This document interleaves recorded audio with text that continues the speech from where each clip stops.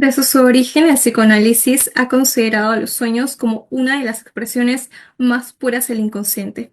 Sigmund Freud, en su obra fundamental La interpretación de los sueños de 1900, logró conceptualizar a los sueños indicando que ellos no son formaciones aleatorias que ocurren sin sentido, sino son formaciones psíquicas que permiten acceder a aquellos deseos internos, deseos reprimidos, conflictos internos que han sido desplazados por la conciencia. Porque para Freud, durante el dormir, la censura que opera en la vida consciente se debilita, lo cual da cabida a que tengamos que descubrir cómo esos fragmentos oníricos logran conectar con nuestros deseos más íntimos. Bien, en esta ocasión cuento con una invitada muy especial que de hecho nos está acompañando desde Ciudad de México. Ella tiene una licenciatura en psicología por el Centro en Ley y Actividades Psicológicas y criminalística por el Centro en Ley y Actividades Psicológicas. Actualmente cursa una maestría en psicoterapia psicoanalítica. A la vez ha desarrollado un diplomado de detección de mentiras mediante el lenguaje corporal y kinésica y asimismo un diplomado de perito en criminología. De esta forma me complace presentarles a la psicóloga Montserrat Cifuentes. Hola, ¿cómo estás, Viviana? Estoy muy emocionada y la verdad es que sí estoy muy, pero muy agradecida de que me invites.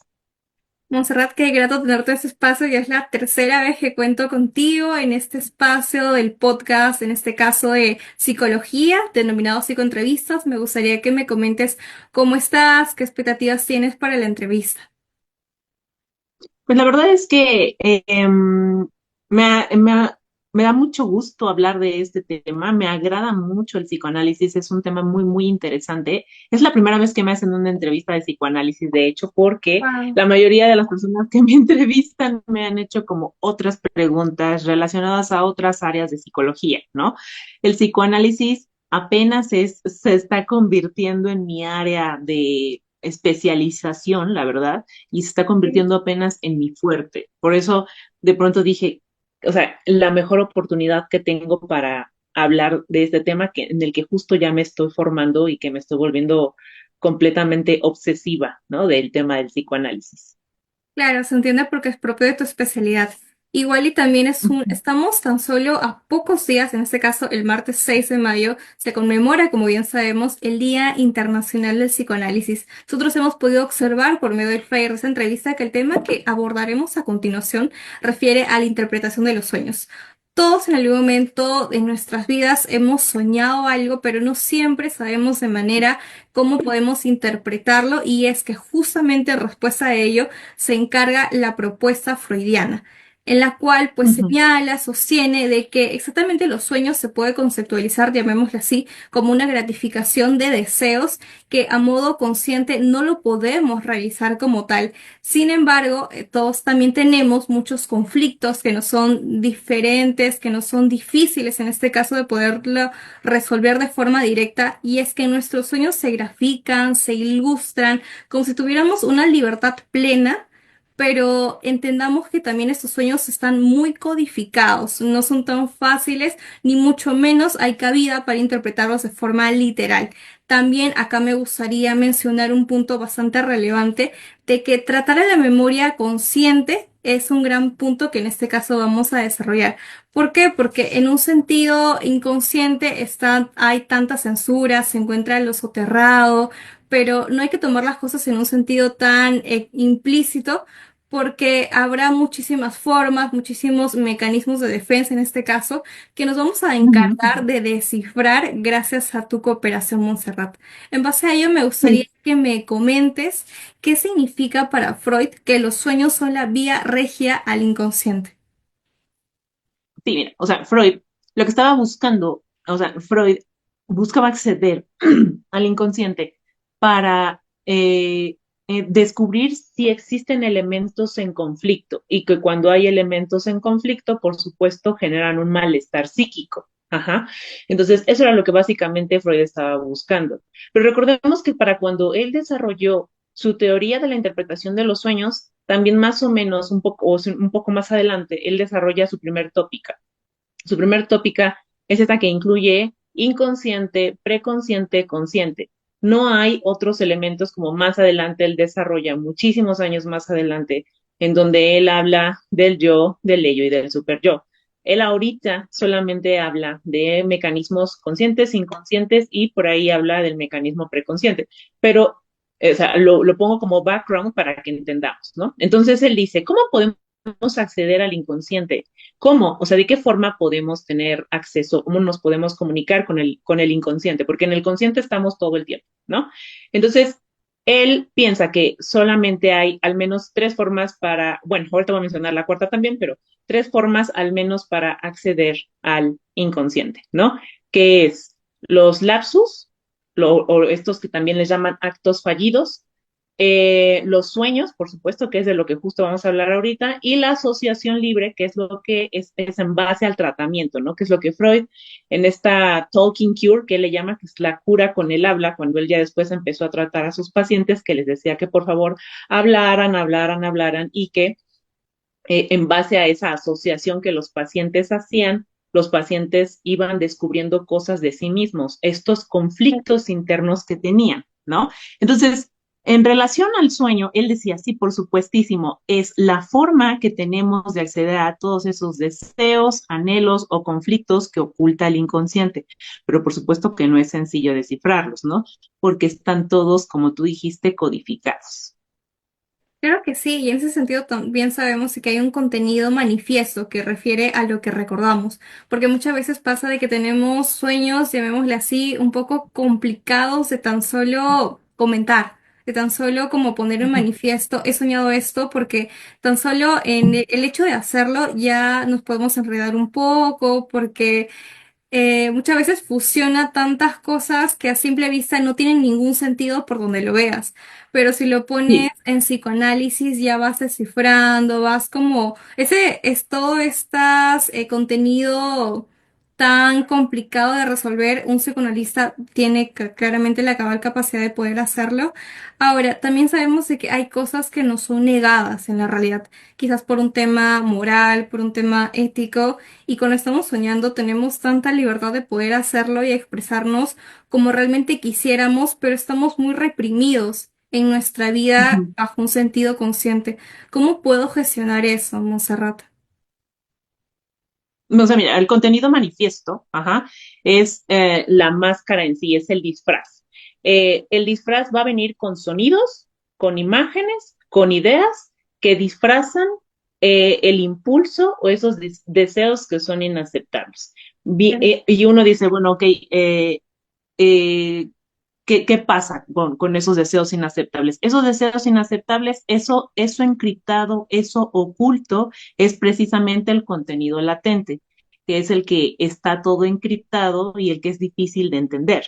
Entonces uno dice, bueno, ¿qué pasa? O sea, ¿cómo podemos descifrar esa parte? O sea, en realidad es un proceso de análisis que al principio, para eso, el analista está con nosotros, él nos va guiando a través del proceso de interpretación del sueño. Y ya después, conforme pasa el tiempo, algunos autores piensan que ya después, con el paso del tiempo, uno solito le va dando significado o le va encontrando el significado a sus sueños, ¿sabes? Ya después, con el tiempo, tú ya sabes qué significa X o Y sueño, pero al principio, el que te ayuda en la interpretación, el que te ayuda a descubrir el simbolismo es el analista, no hay otra persona.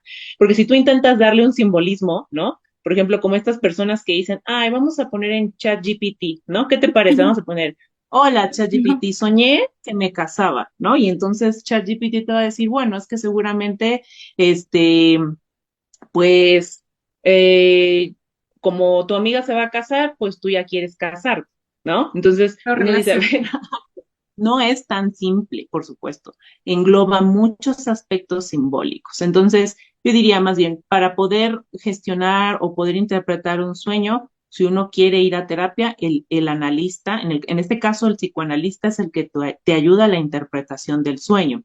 Ya eventualmente uno va descubriendo el símbolo y puede que algunos de esos símbolos no sean tan bonitos, ¿ok? Claro que sí, ¿no? Es ahí donde le das cara a la realidad.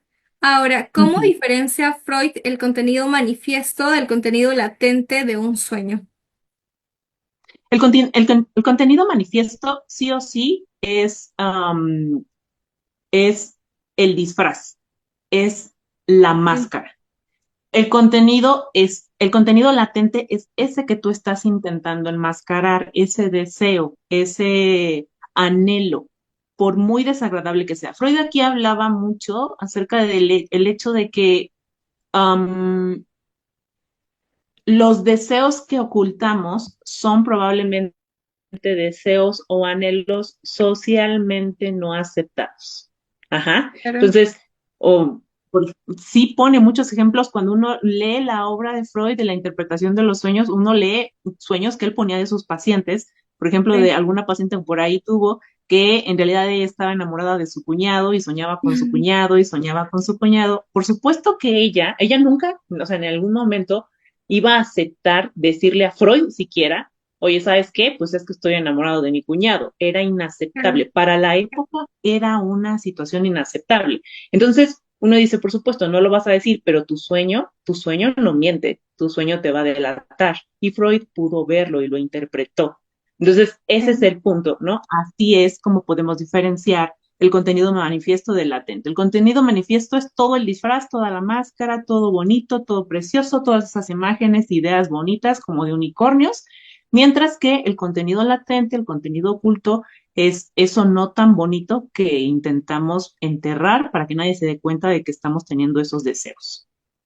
Claro, ahora en ese interín también es como trabajo del paciente tener que identificar y aceptar aquellos deseos que nos pueden incluso causar un poco de vergüenza, asumir que realmente los sentimos, que realmente los anhelamos, pero creo que sería mucho más factible que tengamos como que esa apertura de diálogo totalmente asertiva para poder hacerlo y que el psicoanalista no se vea como que en un tanto trabajo de descifrar todo lo que en terapia se pone, por así decirlo. Pero nada, se entiende también de que cada persona pues tiene su proceso y demás. Ahora, ¿cómo tú consideras o cuál sería como que esta estrategia, esta habilidad que tiene el psicoanalista para interpretar los sueños? Porque sabemos de que no todos los pacientes son iguales, que quizás yo puedo soñar lo mismo que mi amiga, pero no tenemos la misma vida, no tenemos los mismos deseos reprimidos, entonces. O sea, la única forma que tiene el analista para poder hacer una buena interpretación del sueño es, número uno, su formación, que tenga una Ok. buena formación académica, ¿no? Que haya estudiado teorías sobre lo que le compete. Dos, que tenga experiencia, es decir, que ya se haya embarcado en tener pacientes, en interpretar sueños, no importa que se equivoque, porque además de todo tiene que tener la tercera cosa que es la supervisión, o sea, supervisión de casos, en donde va a haber personas más experimentadas que él que lo van a estar guiando en cómo debe de hacer la interpretación correcta de los sueños de sus pacientes y que lo van a ir corrigiendo y que le van a decir, oye, ¿por qué estás interpretando esto y no te estás olvidando de Creo. aquello? Oye, fíjate, ¿no? Y por último está el tema del análisis del mismo analista, o sea, el analista tiene que analizarse también para que, o sea, se dé cuenta de que hay tantas cosas que suyas que él puede mezclar con el paciente que tiene que marcar muy bien esa pauta para siempre, siempre, siempre conducirse con profesionalismo, siempre. De acuerdo, y eso no siempre pasa, ¿no? O sea, no siempre los psicoanalistas tienen como un, digamos, como un soporte, o más que eso, como alguien detrás que también los esté supervisando. Y es aquí donde tendría que tener más peso la formación académica, o bueno, en este caso más profesional, por todo ese enfoque. Ahora, ¿qué mecanismos de censura intervienen en la formación del contenido onírico? Ujú. Pues, mira, básicamente hay tres, aunque hay algunos otros autores, tú podrás ver libros donde algunos mencionan como que hay otros dos mecanismos, pero básicamente son tres, o sea, los que se mencionan de entrada, la condensación, el desplazamiento y la elaboración secundaria. Algunos otros autores meten por ahí una que se llama censura onírica, pero la censura onírica está en la elaboración secundaria, entonces es prácticamente lo mismo, nada más hay tres al menos. Al menos es lo que algunos autores mencionan. En consideración con Freud serían solo tres. Ujú. Y de cómo sería la manera, digamos, más factible que me permita diferenciar uno del otro. A la hora, o sea, cuando estás interpretando el sueño, si eres el analista, la única forma estás interpretando el sueño y puedes reconocer, ok, aquí hay un elemento condensado, ¿no? Aquí hay un desplazamiento y podríamos decir, cuando ya el sueño distorsionado por completo, podríamos decir, bueno, este ya es la labor que hizo el preconsciente, ¿no? De distorsionar o difuminar todo el sueño para que todo parezca incoherente y absurdo y así ya nadie se dé cuenta de que estás teniendo